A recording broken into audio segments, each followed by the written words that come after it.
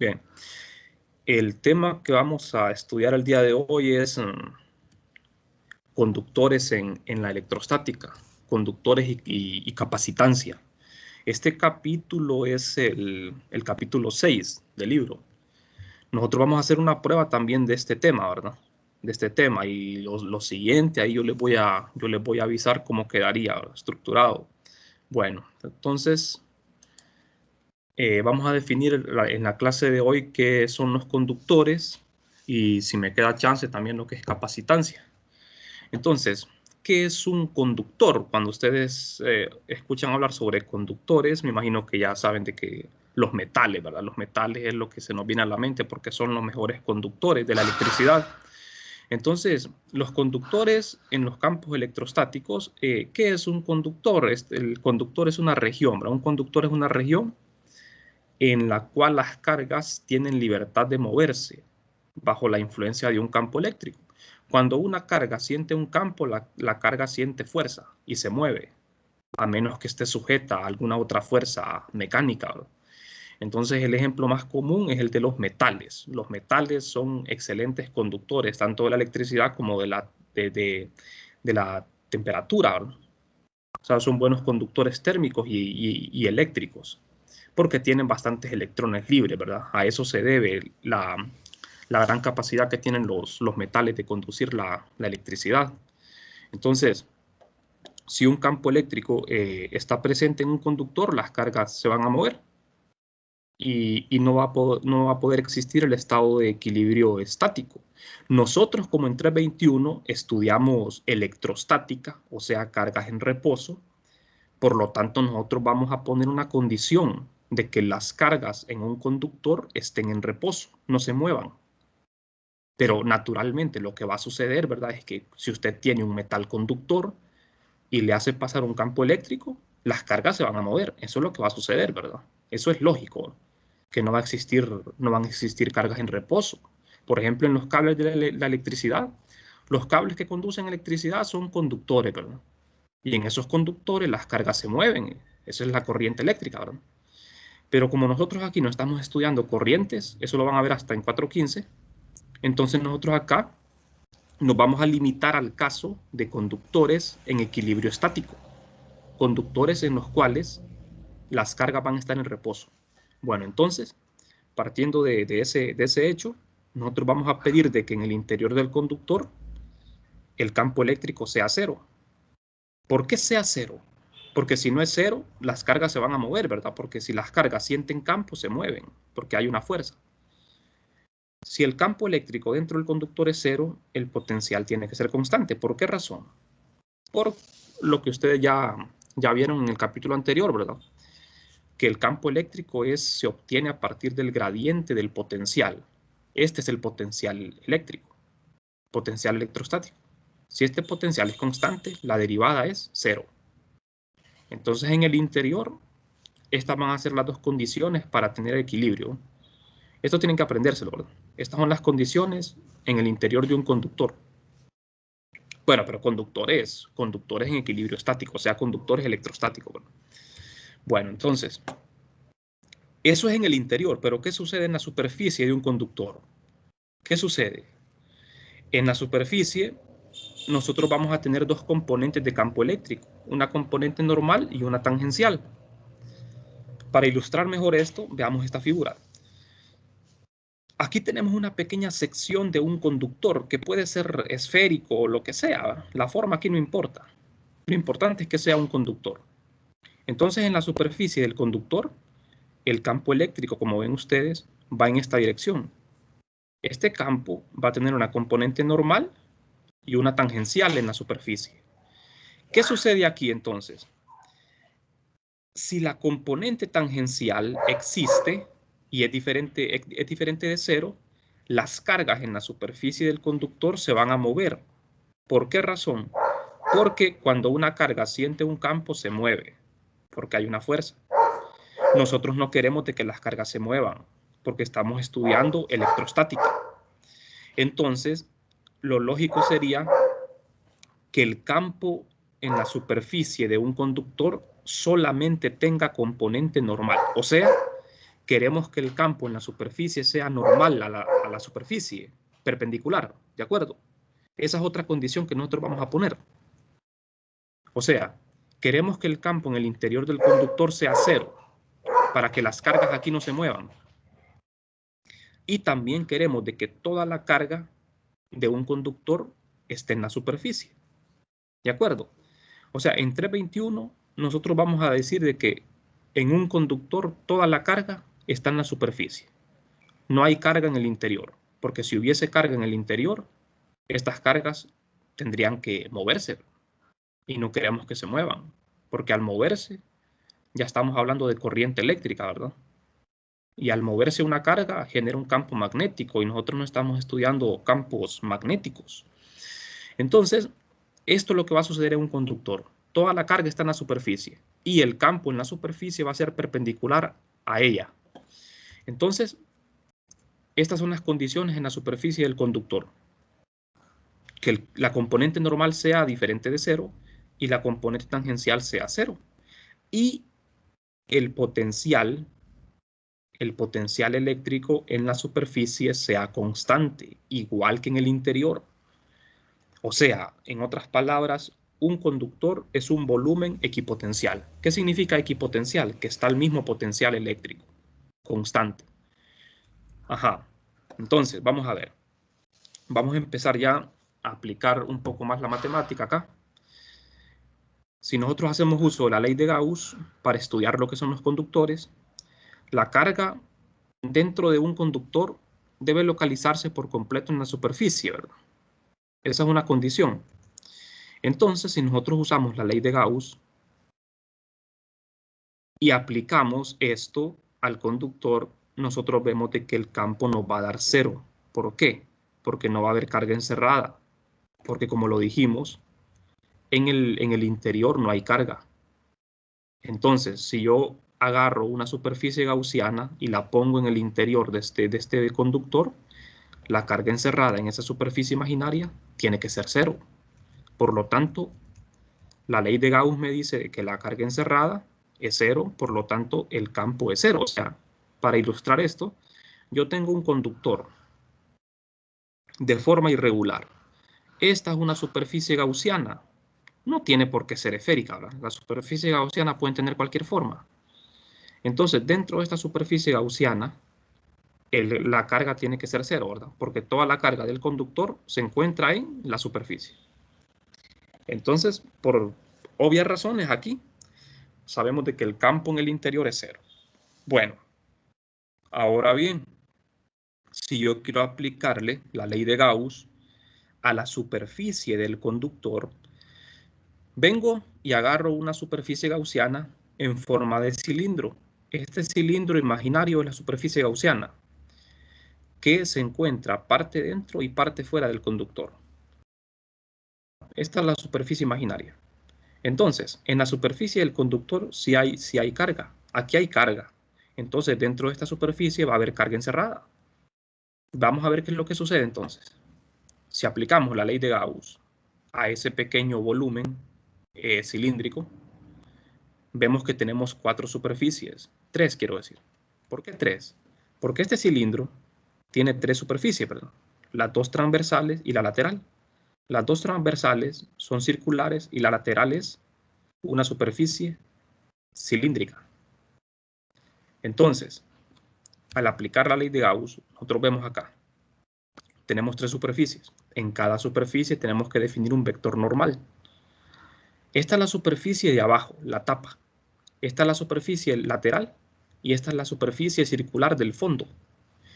O sea, esta tapa sería la que queda aquí arriba. La del fondo es esta y la lateral es esta. Entonces, en cada superficie hay un vector normal a esa superficie. Y el campo eléctrico en cada una, vemos nosotros. ¿Qué va a suceder acá? Independientemente, el campo ya sabemos de que el campo es normal. El campo va a apuntar en esta dirección únicamente, ¿verdad? Independientemente de cualquier superficie de la que estemos hablando. Entonces, ¿qué ocurre acá? Si yo resuelvo, esta ecuación, la integral del flujo, tenemos esto. De que esto es el campo por el diferencial de área. ¿Quién es este DDA? Es el diferencial de área de DA, este DDA. Vamos a ver. Ya le voy a explicar mejor esto. Vamos a ver. ¿Qué es lo que hicimos acá? Fíjense bien. De estas tres integrales, hay una que es 2 que son 0. ¿Cuáles son las dos que son 0? La tapa de fondo es 0. ¿Por qué 0? Porque en el interior del conductor no hay campo. Este campo es 0. La de lado es 0 también. ¿Por qué se hace 0? Porque no hay componente tangencial del campo. El campo es perpendicular, por lo tanto quedaría perpendicular a este vector unitario, se hace 0. Solo me queda esta, la tapa de arriba. Entonces, al resolver esta integral me queda esto. Pero la carga encerrada en esa superficie es phi, densidad de carga superficial por el diferencial de área. Este diferencial de área es la cara circular, ¿verdad? Entonces, aquí tienen ustedes la explicación. Este producto punto que tenemos acá es C, simplemente. Este producto punto es 0 y este campo es 0. Por eso estas dos integrales se hacen 0, solo me queda esta. Entonces, la única integral que queda es esta. De manera que al resolver para el campo eléctrico, aquí, ustedes ven, se cancela este diferencial de área y me queda que el campo es la carga encerrada entre epsilon sub 0. Esta carga encerrada es superficial. ¿Por qué superficial? Como ustedes ven en la figura, aquí esto que están encerrando es un volumen, pero la carga solo existe en la superficie, por lo tanto es sigma, carga superficial. En esta región de acá, en esta superficie de abajo, el campo es 0 porque estamos en el interior del conductor, donde el campo es 0. Aquí en el lado, el campo es 0 porque el campo no tiene componente horizontal, ¿verdad? Tangencial. Entonces la única integral que contribuye es la de aquí arriba. Y la carga encerrada hay un círculo que corta esta superficie, ¿verdad? Es la carga encerrada en ese círculo que es DDA, es el área. Bueno, entonces ya tenemos, ¿verdad? Que este es el resultado. Ahora bien, nosotros sabemos de que el campo eléctrico es igual al negativo del gradiente de una función potencial escalar. O sea que en la superficie, como solo hay una componente normal, entonces yo ya sé que el campo es igual a esto. Ahora, si hacemos uso de esto y de esta ecuación, nosotros podemos notar lo siguiente, que al hacer el producto punto a ambos lados de esta ecuación, con el vector normal, al hacer el producto punto aquí a ambos lados, me queda esta expresión. ¿Por qué razón? Porque al hacer este producto punto, fíjense bien, acá n unitario punto esto, es como que yo haga, es n unitario punto el campo, y n unitario punto el campo es esta magnitud. Por eso ven ustedes de que aquí solo aparece la magnitud del campo y aquí aparece el campo como vector. Entonces tengo esto. Este es un resultado importante, pero más que todo teórico, ¿verdad? Bueno, entonces, vamos a ver algo. Vamos a hacer una comparación acá. Nosotros sabemos de que para un plano infinito, el campo eléctrico es igual a esto. Y para un conductor, el campo es esto. La única diferencia que ustedes notan acá es que aquí hay un medio y aquí no. ¿Por qué razón ocurre esto? Esto ocurre porque un plano es como que fuese la superficie de un conductor. Lo que sucede es que en el caso del plano, en los dos lados del plano, arriba y abajo, hay campo. Mientras que en un conductor solo hay campo en la parte de arriba. Por eso, si yo tengo un plano y lo multiplico por 2, lo que me queda es el campo de un conductor. No sé si quedó claro esta parte. O sea, si me voy atrás a la figura. O sea, en esta superficie, fíjense bien, solo hay campo eléctrico aquí arriba, afuera. Aquí adentro no hay campo. Entonces solo tengo la mitad, quiero decir el doble del campo de un plano infinito. ¿De acuerdo? Me quedó el campo el campo eléctrico de un plano, pero multiplicado por 2. Ajá. O sea, esto que tengo aquí, ¿ve? El resultado del plano infinito lo multiplico por 2 y tengo el resultado de un conductor en la superficie. Bueno, pasemos a otro tema, el tema, digamos, el tema principal de este capítulo, que es la capacitancia.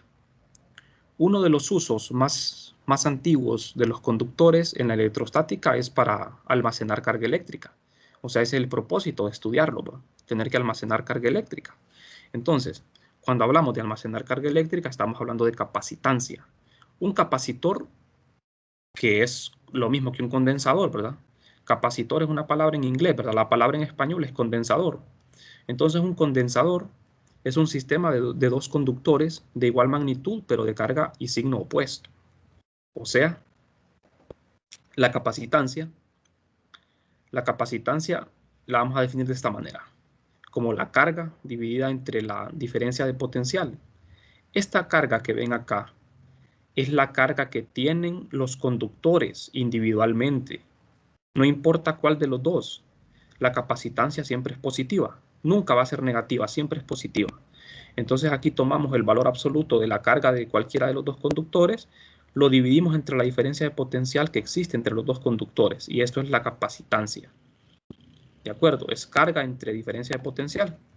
Entonces, la unidad de la capacitancia va a ser el faradio o farad. Y un faradio es igual a un coulomb entre voltio. La capacitancia es una propiedad geométrica de un sistema. La capacitancia depende únicamente de la geometría, no depende de cuánta carga exista ahí, sino únicamente de la geometría que tenga el sistema. Vamos a ver esta figura, veamos. ¿Qué es un capacitor? De acuerdo con la definición, un capacitor es un sistema que está formado por dos conductores que tienen igual magnitud de carga, pero de signo contrario. La carga tiene igual magnitud, pero tiene signo contrario. Este es un capacitor. El capacitor puede estar rodeado de vacío o puede haber algún material en medio de ellos. Eso lo vamos a ir viendo poco a poco, ¿verdad? ¿Qué sucede cuando le introducimos un material dieléctrico a un capacitor, ¿verdad? Entonces, en este caso, el capacitor está rodeado de vacío. Como ustedes ven, para que esto sea un capacitor, las dos cargas tienen que ser de signo contrario. Solo así es un capacitor. Si tuviesen el mismo signo, ya no. Entonces, este capacitor almacena energía. ¿En qué forma? En la forma de campo eléctrico. Donde hay un campo, hay energía, ¿verdad? Porque si yo pongo una carga aquí, la carga se va a mover, porque hay energía almacenada en forma de campo eléctrico. Pero, lógicamente, los capacitores que nosotros empleamos en la vida diaria no son así, ¿verdad? Este solo es un ejemplo teórico. En teoría, ¿verdad? Los capacitores que se utilizan tienen formas específicas, ¿verdad? Formas más prácticas que esto. Entonces, vamos a ver, siendo un poco más realistas. Un capacitor ya más convencional, lo podemos formar con dos placas metálicas conductoras. Las placas tienen que ser conductoras. Al inicio, las placas están descargadas, ¿verdad? Las placas son neutras. ¿Cómo podemos formar un capacitor? Conectándolo a una batería, porque la batería carga el capacitor. La batería, yo le conecto los bornes de la batería a cada placa. Entonces la batería carga el capacitor. Y una vez que el capacitor está cargado, yo puedo desconectar la batería y ya tengo un capacitor. Al estar cargado a su máxima capacidad, ¿verdad? A una carga Q. Entonces, aquí en medio de las placas, que se mantiene fija la distancia, va a haber un campo eléctrico. En medio de ese campo eléctrico es donde tenemos la energía almacenada, ¿verdad? Ahora, los capacitores tienen una gran cantidad de usos, ¿verdad? Tienen muchas aplicaciones en la ingeniería. Entonces, como ustedes ven, los capacitores que uno utiliza en la industria tienen formas así como estas. Los capacitores se forman con placas. Lo único que las placas pueden ser paralelas o pueden ser placas cilíndricas. Por ejemplo, estos capacitores que ustedes ven acá son capacitores que en medio de ellos tienen un dieléctrico. Un dieléctrico es un material que no conduce la electricidad, ¿verdad? Es eléctricamente, es un aislante, digámoslo así, un aislante. Entonces, cuando a un capacitor se le introduce un dieléctrico, lo que se hace es incrementar su capacitancia, ¿verdad? Para que sean mucho más eficientes a la hora de almacenar campo, energía. Entonces, estos capacitores que se utilizan, que forman parte de casi todos los circuitos, hay, como ustedes ven, de diferentes formas, diferentes tamaños. Hay capacitores mucho más grandes que estos, ¿verdad? Y en su interior lo que tienen son placas enrolladas y en medio de esas placas hay dieléctricos para aumentar su capacitancia. Estos capacitores, ¿verdad? Al usar en circuitos hay que tener cuidado porque un capacitor puede estallar, ¿verdad? Si se sobrecarga, ¿verdad? Demasiado. Los capacitores son muy peligrosos, ¿verdad? Entonces, vamos a ver. Una de las muchas aplicaciones que tienen los capacitores en ingeniería es, por ejemplo, en los micrófonos. En los micrófonos se usan capacitores para lo que es amplificar señales, ¿verdad? En las teclas de una computadora también se utilizan capacitores. Como ustedes ven, esto aquí representa la tecla de una computadora. Abajo tiene un capacitor de placas paralelas. Dentro de este capacitor hay un dieléctrico. El dieléctrico sirve para aumentar la capacitancia. Entonces, cuando uno presiona la tecla, manteniendo esta fija, cuando uno presiona la tecla de la computadora, esta placa se acerca a la otra, de manera que la distancia disminuye. Al disminuir la separación, la capacitancia aumenta. Entonces, eso electrónicamente, eso es percibido como un pulso eléctrico, ese cambio en capacitancia. Entonces esos pulsos eléctricos, bueno, eso es un tema de electrónica, ¿no? Esos pulsos eléctricos son transmitidos, ¿verdad? Como señales. Entonces el capacitor almacena energía y el capacitor tiene la capacidad para liberar esa energía, ¿de acuerdo? Va a tener la capacidad para liberar energía, pero ese digamos que es un tema bien profundo si uno quiere abordarlo, ¿verdad? Bueno, entonces, nosotros en la clase, como es teórica, en la clase nos vamos a concentrar en tres tipos de capacitores: el de placas paralelas, el de placas cilíndricas y el de placas esféricas. Esto es más que todo para fines teóricos, ¿verdad? Ya en la práctica los capacitores, como ustedes ven, son muy diferentes, ¿verdad? Entonces, los capacitores que nosotros vamos a estudiar son estos. ¿Por qué estos? Porque tienen geometrías bastante simples: placas paralelas, cilíndricas y esféricas. Siempre se le llama placa, ¿verdad? Siempre a los capacitores, a la geometría se le llama placas. Bueno, entonces, la manera más fácil que nosotros vamos a utilizar para hacer cálculos de capacitancia no va a ser esta forma directamente. Vamos a emplear lo que es una integral de línea, una integral de camino. Esta diferencia potencial la vamos a escribir como una integral de línea del campo eléctrico y vamos a integrar de la placa positiva a la placa negativa. ¿Por qué lo hacemos así? Bueno, eso es por convención, ¿verdad? Lo vamos a hacer de esta forma. Vamos a integrar de lo positivo a lo negativo. Aquí, cuando yo hago la diferencia potencial, generalmente aquí hay un signo menos, pero ese signo menos ya lo introducimos, ya está implícito aquí. Porque como estoy integrando de lo positivo a lo negativo, el signo menos de la fórmula que ustedes recordarán del capítulo anterior, ese signo menos ya está incluido aquí en el cálculo. Entonces, en lugar de escribir esto acá, voy a sustituirlo por esta integral. De manera que, para encontrar capacitancia, voy a hacer uso de este método. Voy a integrar el campo eléctrico de la placa positiva a la negativa y de aquí voy a despejar para la capacitancia. Se supone que ya voy a conocer la carga, ¿verdad? Voy a despejar para C. Entonces yo tendría que encontrar el campo eléctrico y tendría que conocer la carga para poder obtener lo que es la capacitancia. Espero, jóvenes, que haya quedado claro el concepto de conductor y de capacitor, ¿verdad? Ese es el objetivo de la clase de hoy, ¿verdad? Que ustedes tengan claro qué es un conductor. Un conductor es una región que tiene cargas libres. Un conductor es una región donde hay cargas libres. Los metales, por ejemplo, son conductores porque tienen electrones libres, ¿verdad? Que se pueden mover. Pero como nosotros estamos estudiando electrostática, nosotros no queremos de que las cargas se muevan. Nosotros queremos que toda la carga de un conductor que es libre se quede en la superficie del conductor y que no se mueva. Entonces, para formar un capacitor, lo formamos con dos conductores en equilibrio, o sea, cargas en reposo. Entonces, cuando yo tengo dos conductores de igual magnitud, pero de signo contrario, lo que tengo es un capacitor. Entonces, vamos a ver el primer ejemplo correspondiente al capacitor esférico. Vamos a resolver los tres capacitores, el esférico, el cilíndrico y el de placas paralelas. El capacitor esférico está formado por dos conductores, uno interno y uno externo. Las superficies limitantes son esféricas concéntricas de radios A, B y C. Al conductor interno lo vamos a llamar 1 y al externo lo vamos a llamar 2.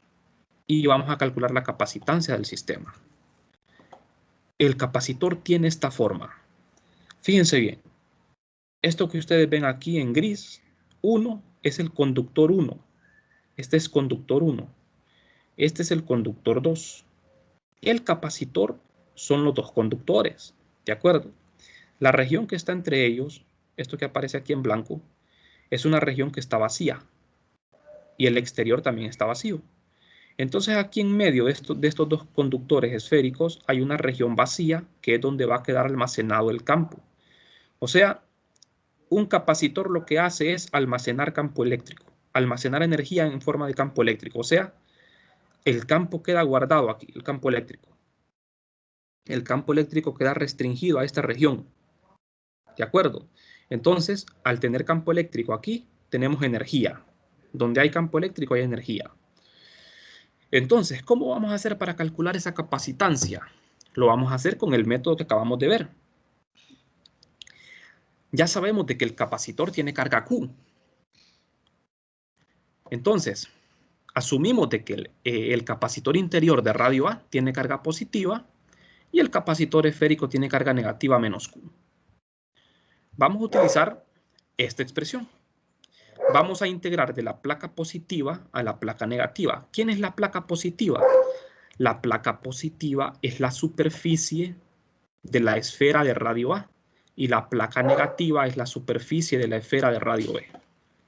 Entre comillas se le llama placa. Entonces, primero, para poder encontrar esta capacitancia, yo tengo que calcular el campo eléctrico que hay entre los dos conductores. Esto lo hago con la ley de Gauss, bastante simple, ¿verdad? Porque hay simetría esférica. Entonces, con la ley de Gauss encuentro el campo en todas las regiones del espacio, pero yo ya sé que la región que me interesa es la que esté en medio de las dos placas. Entonces, lógicamente, ¿qué pasa en la región R menor que A? El campo eléctrico es cero. ¿Por qué cero? Porque en esta región R menor que A estoy dentro de este conductor esférico y dentro de un conductor, ¿cómo es el campo? Es cero. Eso ya es por definición. Dentro de un conductor el campo es cero. Entonces en esta región no hay campo. Aquí no hay campo.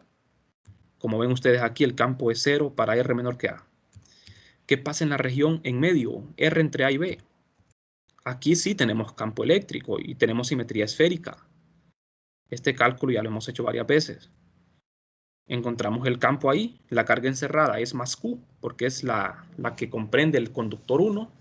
La carga encerrada es más Q. Como ven ustedes, elegimos una superficie gaussiana que quede entre los dos conductores. Esta superficie es imaginaria de radio R, es esférica, tiene radio R. ¿Qué carga está encerrando esta superficie? Está encerrando la carga más Q, la carga que queda en la superficie de la esfera de radio A. Entonces, ese campo eléctrico es igual a esto, haciendo el cálculo con la ley de Gauss. La región que está afuera, aquí dentro del conductor 2 y afuera, esas regiones no me interesan. La que me interesa es esta región aquí adentro. Entonces, pero lo podemos hacer, ¿verdad? Para que ustedes vean acá. Entonces, en la región R entre B y C, tenemos de que la carga encerrada es cero. ¿Por qué razón es cero? Si la carga es cero, el campo es cero. ¿Pero por qué me dio cero? Fíjense bien. Tengo esta superficie gaussiana aquí, dentro del conductor 2. ¿Qué carga estoy encerrando? Estoy encerrando la carga que está en esta superficie, que es más Q, y la carga que está aquí, que es menos Q. Y la total es la suma de toda la carga. Sería más Q menos Q es 0. Entonces esa es la carga encerrada, ¿verdad? 0. Por lo tanto, el campo es 0. Ahora, aplicamos la integral de camino solo para la región de R entre A y B, como ven ustedes aquí. O sea que, como solo tengo campo en medio de los conductores, integro de A a B. Meto el campo eléctrico, integro de A a B. Esta integral es bastante simple. Al hacer esta integral me queda esto. Bueno, después de hacer la integral, igualo a carga entre C por la definición de capacitancia. La carga se cancela, despejo para capacitancia, despejo para C y me queda esto. Esto lo simplifico. Al simplificar esto me queda esto. Y hemos llegado al final. Hemos encontrado la capacitancia de un capacitor de placas esféricas. Como ven ustedes, la capacitancia solo depende de la geometría, no depende de la carga. La carga se canceló. Lo que aparece aquí es la geometría. ¿A qué me refiero con eso de geometría? ¿Quién es A? A y B son los radios de las esferas. Cuando hablamos de radios, hablamos de geometría, ¿verdad? Entonces, la capacitancia es una propiedad geométrica que depende de la forma que tiene un sistema. No depende de cuánta carga hay. O sea, independientemente de si el capacitor está cargado o no está cargado, ustedes pueden saber qué capacitancia tiene, qué capacidad tiene para almacenar carga. Entonces, esta es la capacitancia de un sistema esférico, capacitor de placas esféricas. Entonces, jóvenes, el día de mañana vamos a seguir haciendo algunos ejemplos. En lo que resta de la clase, voy a aprovechar para mostrarles las calificaciones que hasta el momento ustedes tienen. No sé si tienen alguna duda. De todas formas, si tienen dudas, mañana vamos a seguir con este tema. Vamos a seguir aclarando algunas cosas, ¿verdad? Que tal vez no quedaron claras el día de hoy. Lo importante en la clase de hoy es que ustedes entendieran lo que es un conductor y un capacitor, ¿verdad? Entonces, voy a parar aquí. A ver...